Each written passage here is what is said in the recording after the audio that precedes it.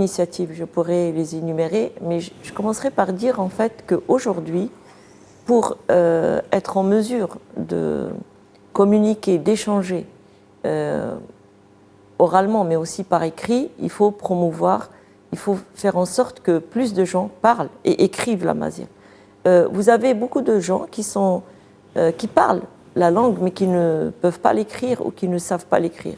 Alors, ce n'est pas uniquement une question d'analphabétisme comme on l'a sur la langue arabe, mais c'est aussi le fait que l'écrit est récent. Le tifinagh est récent, et même des gens qui sont de culture berbère ne savent pas lire le tifinagh. Et donc là, il y a tout un travail à faire pour que cette langue puisse être écrite et lue.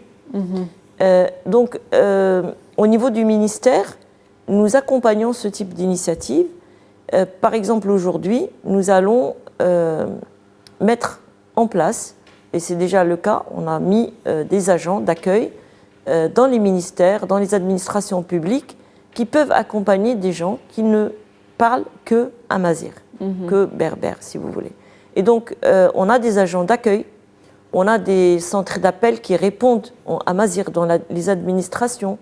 Alors, on a formé plus de 649 agents d'accueil, on a 69 parlants amazigh dans les appels, on a une trentaine de centres d'appel qui répondent en amazigh, etc.